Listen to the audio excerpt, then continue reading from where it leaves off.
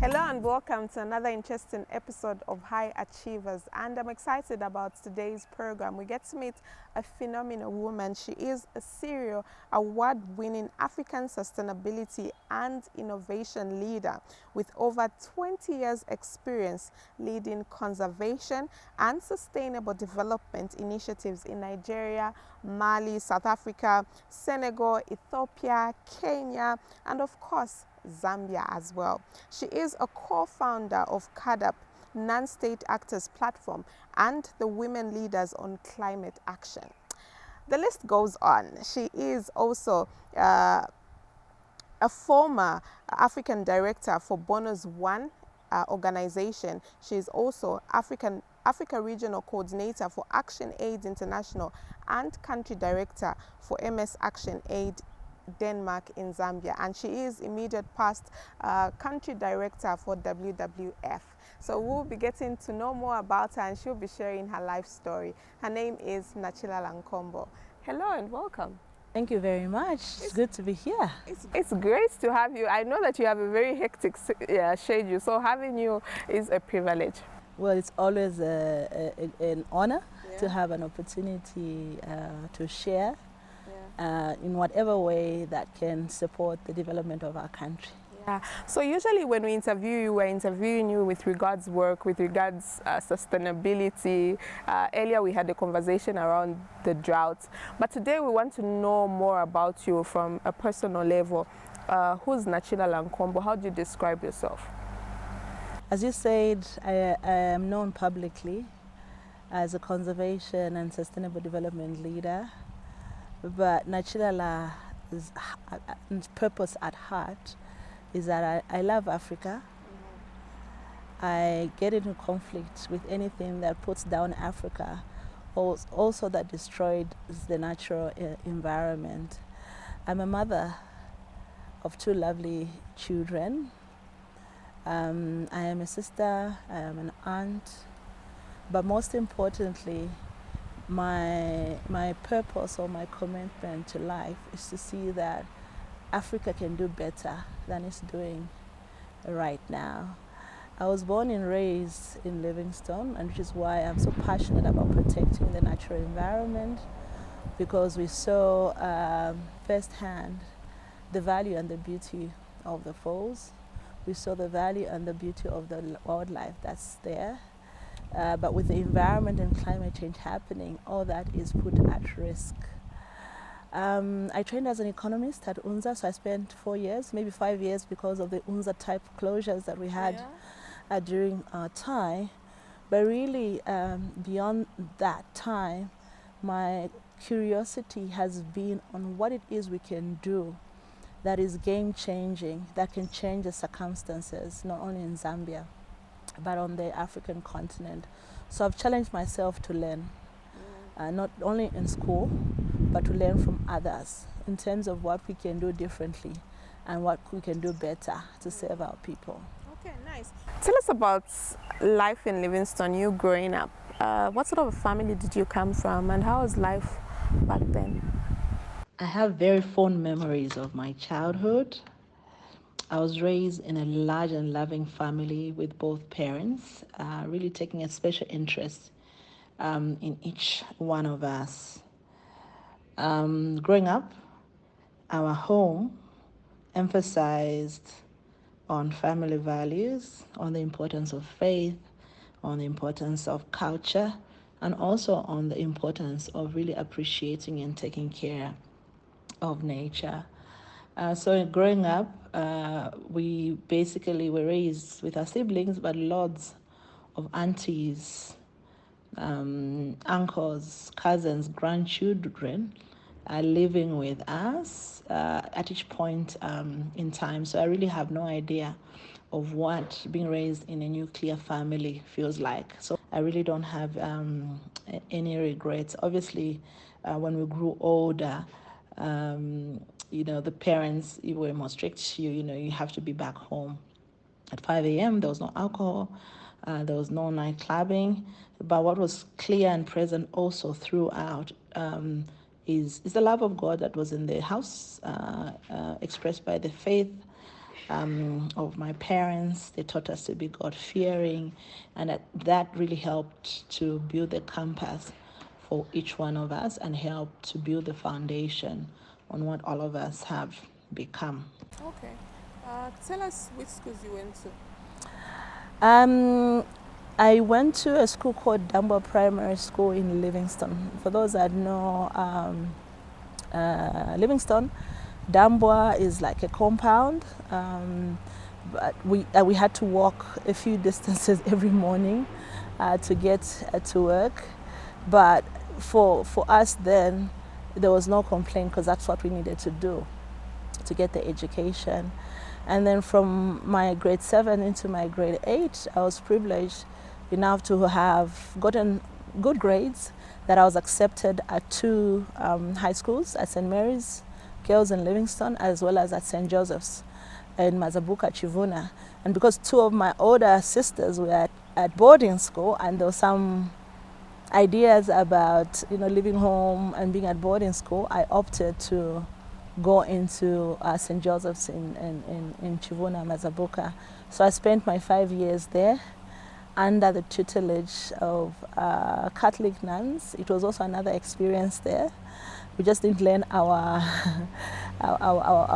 school and our education. Again, it was another layer of discipline being instilled, responsibility being instilled.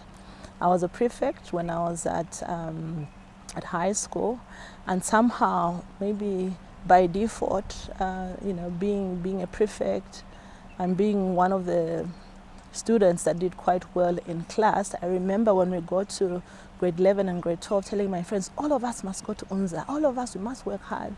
Okay, so now you make it to UNZA. Tell us, because I know that obviously UNZA has got different schools. Did you already have in mind what you wanted to study? How did you get to economics? So I know at school I did well across all the subjects. I did well in the sciences, I did well in mathematics, but because somehow I had a passion to do something to impact society, to change the economic circumstances of our people, I thought perhaps studying economics would give me the foundation that I needed for me to contribute after university. Actually, I don't know if the situation has changed. Now, we used to get some career guidance, but not very clear career guidance when in high school. So it was a bit of guesswork, and luckily I love the course that I picked. So you're done with UNZA around 25. Tell us about life afterwards. Okay, so done with UNZA 25, I said, now what am I going to do with my life?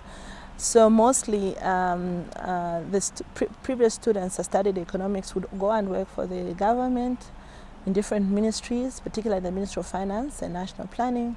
Some of them would go and work in the financial sector. Some of them would go to Bank of Zambia. Actually, Ministry of Finance and Bank of Zambia were the top 2 targets for people in our class. But I decided to take a different route. I thought that before I make a decision on my career path, I should go outside of Zambia and have an experience that will help me broaden my horizon. So I decided to apply for internships in the United States. So I wrote about 10 or 12 applications. That was so ambitious. Yes, to different organizations. You just sat and wrote internships outside the country. Outside the country. Did you have relatives there? I had no relatives there. I had a friend of mine who would go for internships to Europe, but I decided I want to do the United States. And it was just a leap of faith, right? Wow, I've never heard of that. So I said, look, for my 12 application, at least one will come back positive. So one came back, the first one came back positive, said, oh, we'd love to have you. We don't have African students here in our organization. However, we're not able to sponsor you to come. And we can't support your, your stipend and things like that. So I was like, oh, okay, this is bad, too bad. And at the time, my family couldn't make a commitment to support me fully while I was there. And then I got a second yes to say, oh yeah, as the Women International League for Peace and Freedom, we would love to have you as a program intern. However, what we've made as arrangements is that you are going to stay with one of our members, because it was a women-led membership organization, who was graciously offered one of her bedrooms.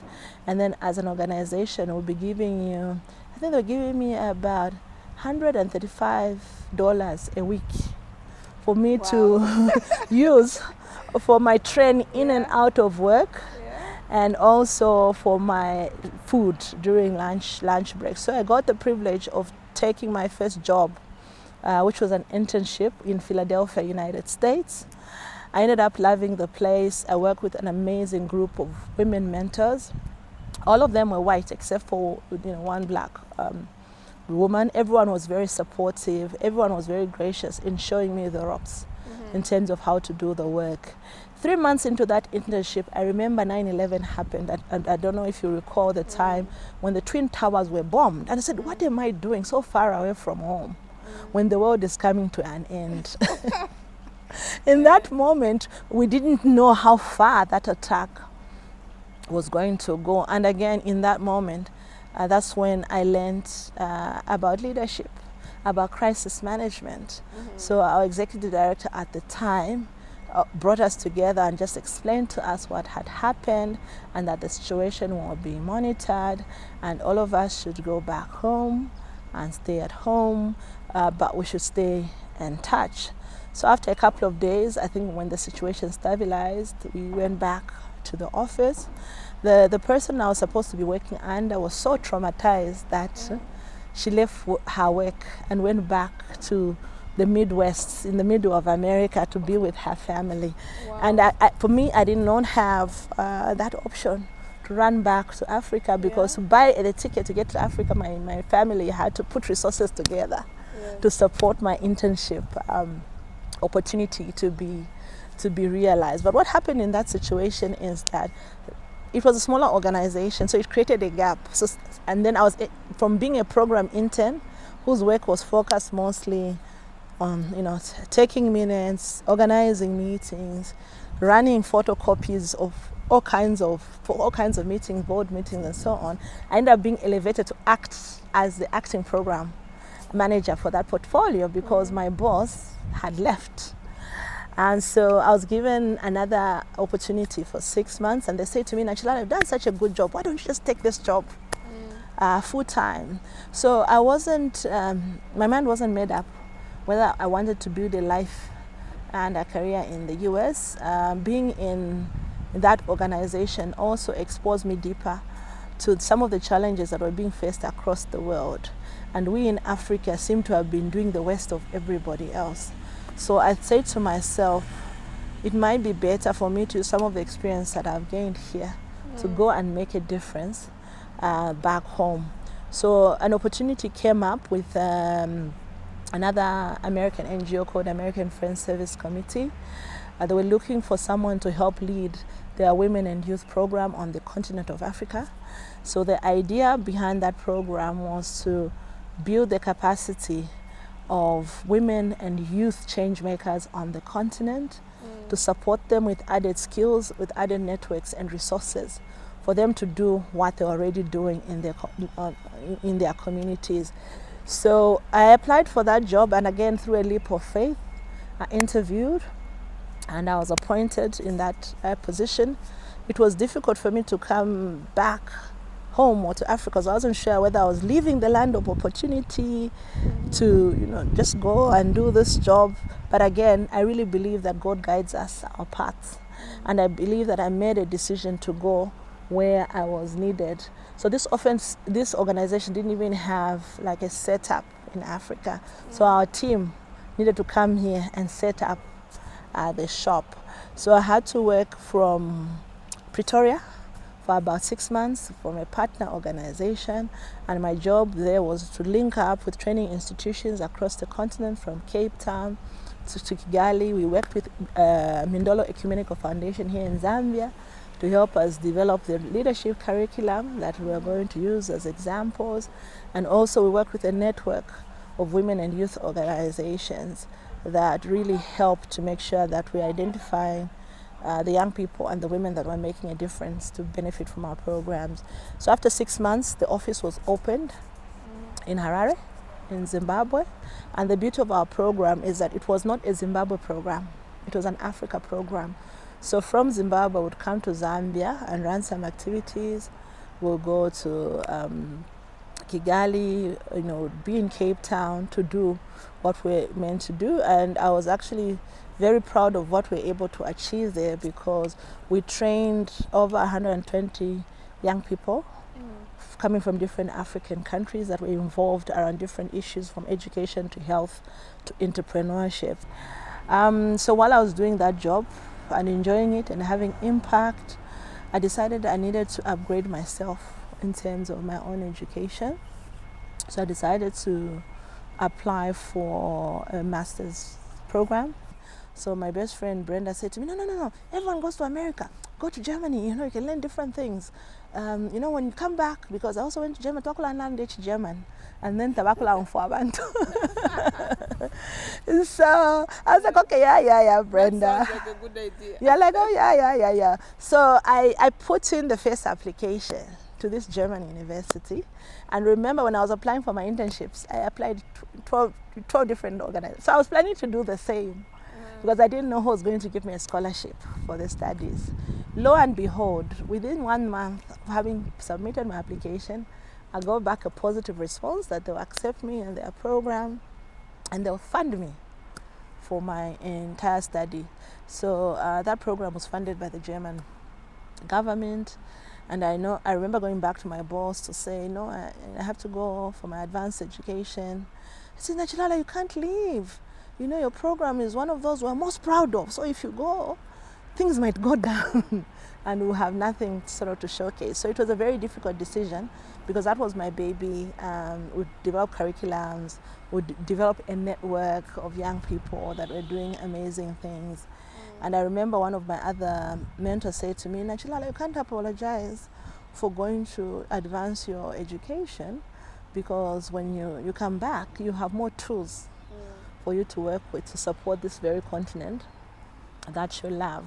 And I remember my brother, who's now the Honorable Minister of Rural Development, saying to me, you're going to leave a job and come back? There's so many people with MBAs on the streets without a job. But eventually I convinced him, and I got the support for me to go and study, because the program was fully funded anyway. What did you go study? I did a master's in public policy and management. And obviously the master's has been very instrumental around the policy work that I've been doing, both in the overall sustainable development space as well as the conservation space. So when I came back, I was like, oh, this is what my brother was saying, I'm coming back to no job, right? And then I was lucky enough to get a job working with some of the most amazing people at the time who I work with at the Jesuit Center for Theological Reflection. You know JC Atia, right? Yes. At the time we worked with Father Pete, and Father Pete was very serious about building our leadership as advocates for the poor, as advocates for economic justice, and also as advocates for social justice. So I was in charge of the debt aid and trade program, and basically I looked at issues around the debt restructuring, the impact of the debt relief, and also the trade arrangements and agreements between Zambia and its neighbors, and also Zambia and the European Union in particular. One of my sort of biggest highlights or training points with Pete is that you always used to say to us, look, you need to be on top of your game.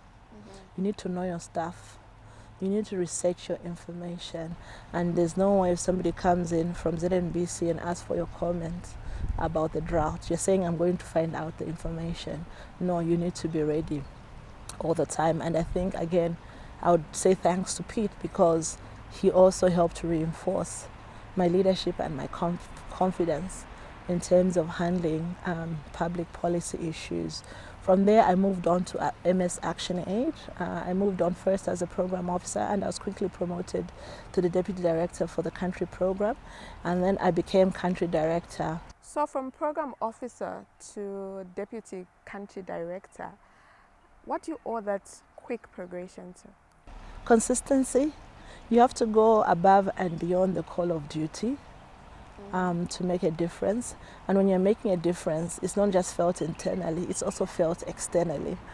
And I remember my boss at MS ActionAid Zambia at the time, he believed in me so much. When I moved from JCTR to them, some of my responsibilities included working to strengthen the capacities of civil society organizations, district farmers associations, producers association. So I had to kind of train and mentor these organizations in far off places like Kawambwa, like Mansa, like Samfia. And then while I was at MS ActionAid Denmark, Zambia, one of my responsibilities was to lead the merger of the program with the ActionAid UK program that was in Zambia and the ActionAid Denmark to create one program. So that meant that I had to work myself out of a job because everything had to be managed by the local structure, which was going to be called ActionAid Zambia, which was going to be managed not from outside as what we had before, but by a local board that was going to give credibility, legitimacy, and also quick reaction to some of the most pressing issues that we're working on.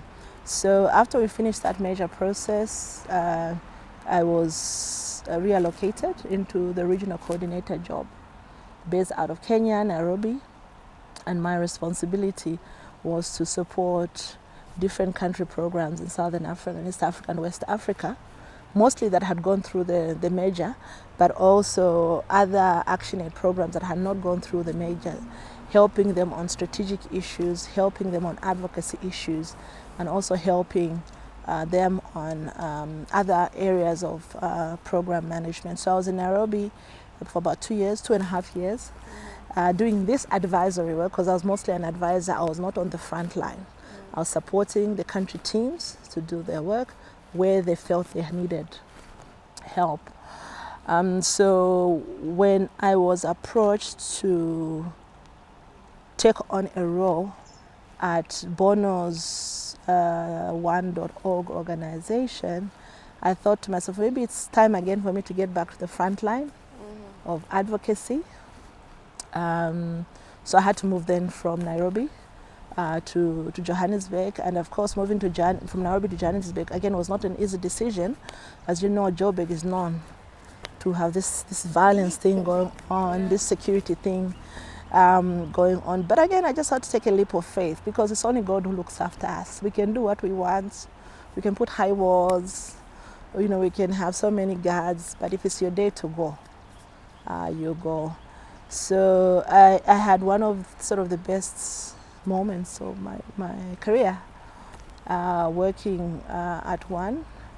We worked on a number of issues with the African Union, with the African Development Bank, with different civil society organizations and governments.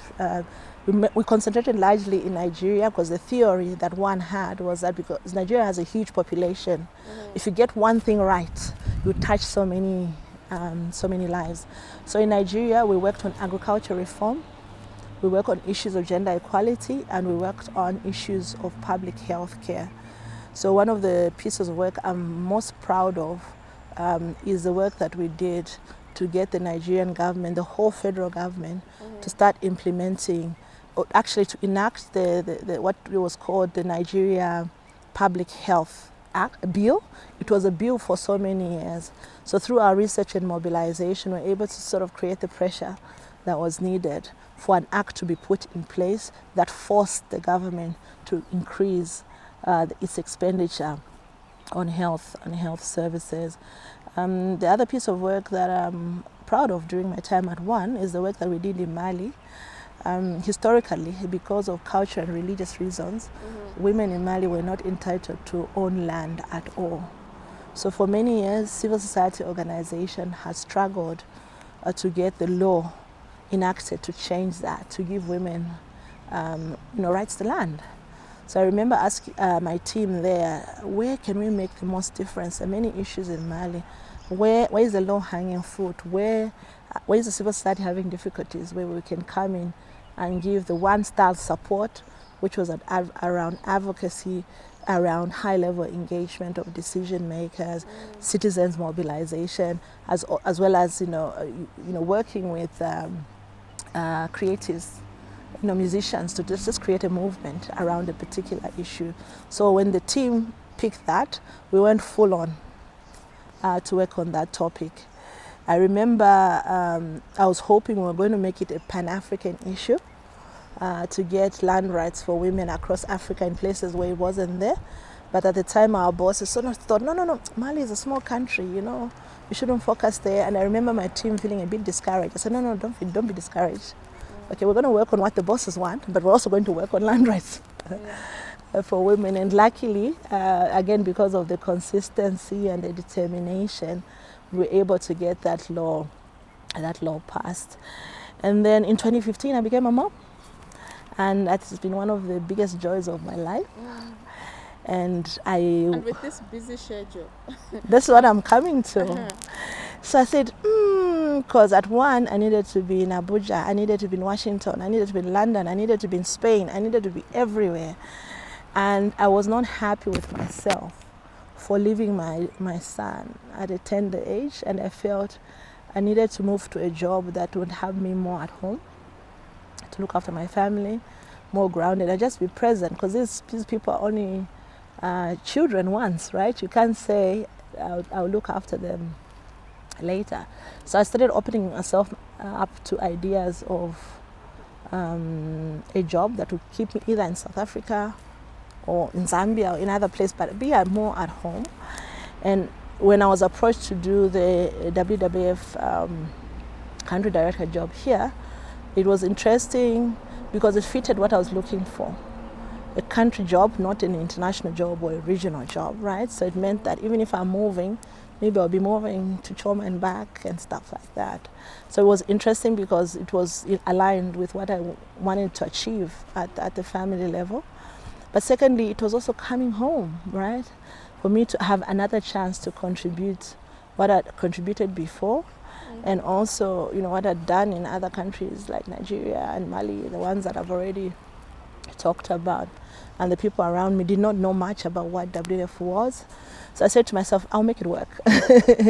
I'll make it work. My former boss, Finn, told me, you can do it.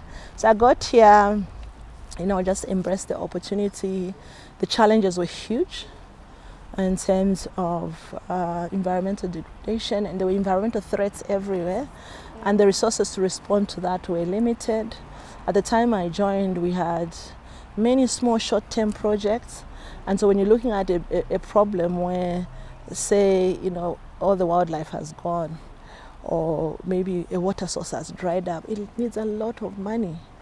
But luckily, I was able to build a competent and supportive team who were able to make some tangible contributions in terms of conserving and protecting some of the most important places. I don't know if you followed our work on the lower Zambezi.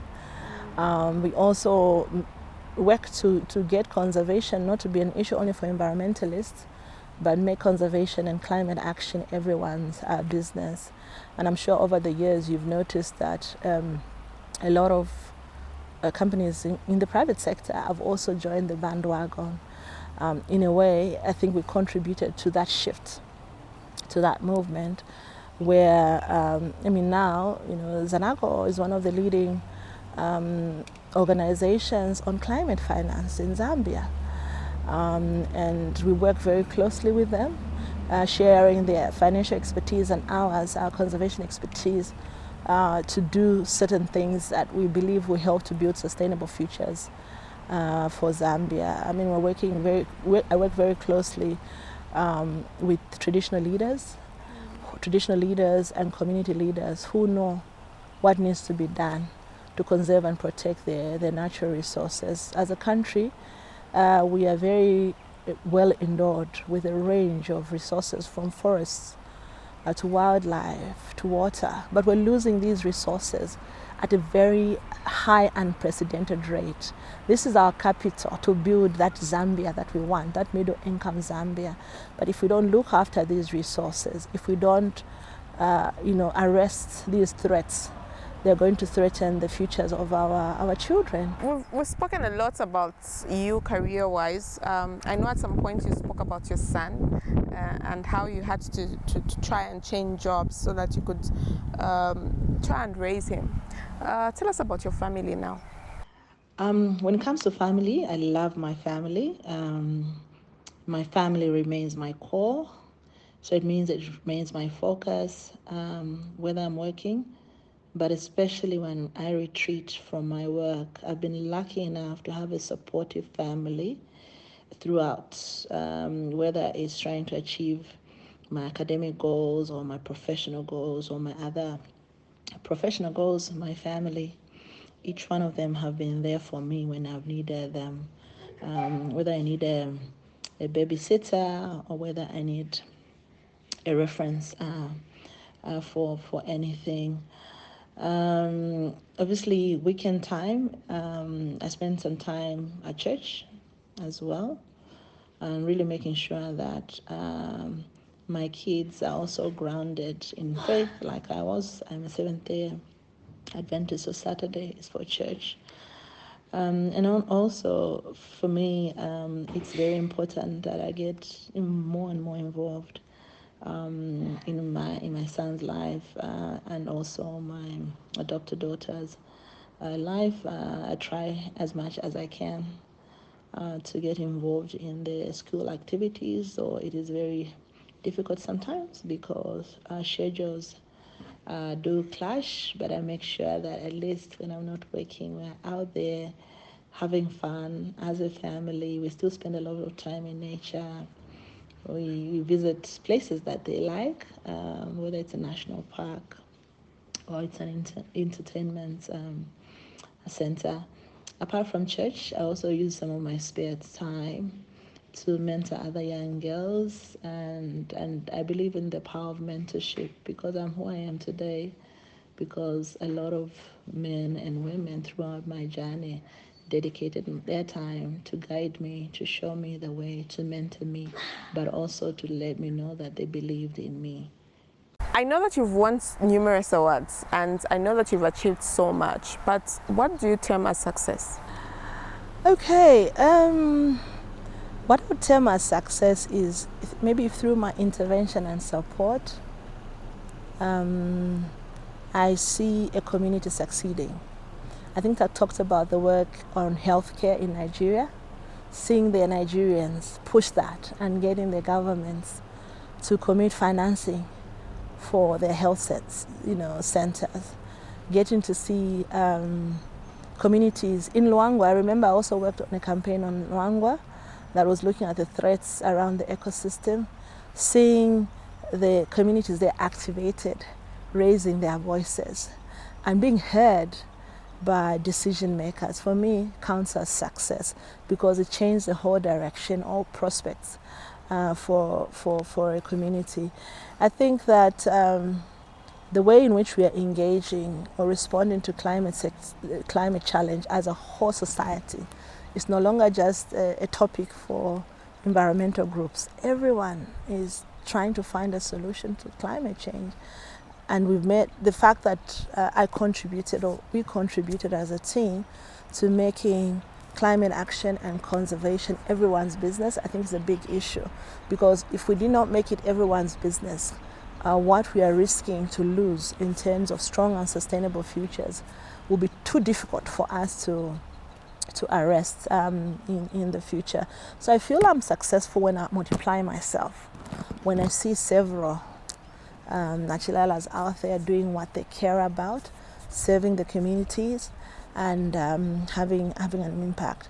We know that globally there is some funding on climate change, on green recovery. I think I'm proud of the fact that we supported the Ministry of Finance and the government when I was at WWF to create the green bonds guidelines, and now we're seeing companies issuing green bonds. What that means is that they're in a better position now to raise large sums of money to deal with energy crisis, to deal with food crisis, to deal with water crisis and other crises that are related to we as humans degrading our natural environment. Earlier you made mention that you're a sporty person, so I have an idea that obviously that's what you get to do in your free time. Away from work, what do you enjoy doing? Do you have any hobbies? I love nature, so I spend a lot of time in the wild spaces. I mean, I was in Livingstone 2 days ago, and for me, just spending time in the park is important. Just seeing what's happening helps to center me, helps to focus me, helps to clear my mind, helps to distress me. So, I mean, one of the things I really encourage Zambians to do is to get to know your country. You have a beautiful country, people. And non-Zambians know more about your country than yourselves. Go out there. The Kafue is not so far. Go and enjoy what God has given us. You know, go to Lavushimanda. There's beautiful wildlife. There's beautiful wild spaces. If you haven't been to Kasanka National Park, make a date this November. There's a phenomenon there that's as big as Victoria Falls. When you see nature in action, these are things that are important. These are things that we have an advantage of because of where we are as a country. So yes, I love the natural environment. I like to play games as well.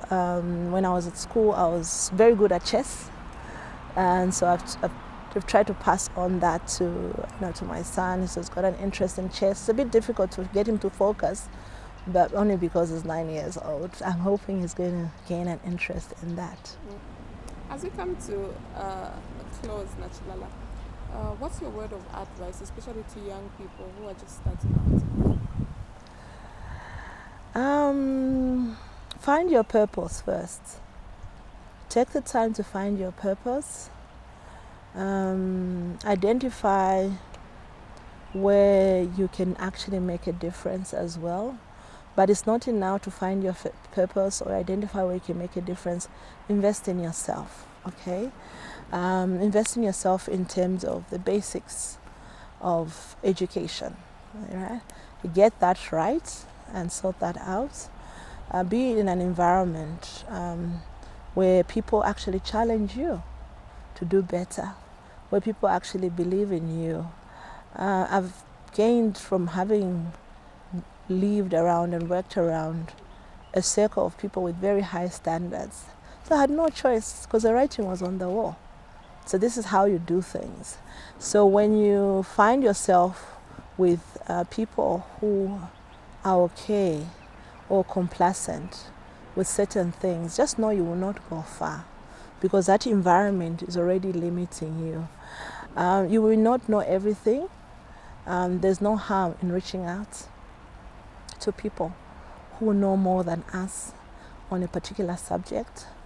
You may not even need to become an expert engineer in a particular subject, but you can solve a water issue because you can identify that engineer that you're going to work with. So don't keep yourself closed in. Go out there, learn.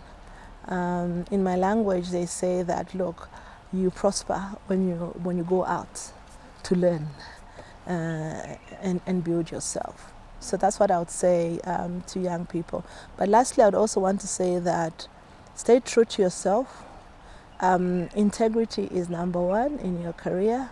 Sometimes opportunities may be attractive, but if they lead you to compromise your core values, then know that that's poison, right? You have to move away from that and always choose light. Always choose where there's transparency, even if it means depriving yourself now.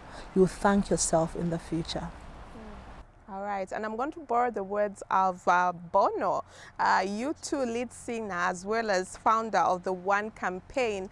And the words he used as Nachilala was leaving the organization, he wrote a farewell poem for her, and he said, "Dear Nachilala, 5 years, 60 months, 1,800 days, all those hours, minutes and seconds, a long term long of a brilliant brain in the office, in the recording studio, matching up the halls of power so leaders hear their citizens. Thank you for climbing so many stairs and knocking down so many doors on behalf of the world's most vulnerable.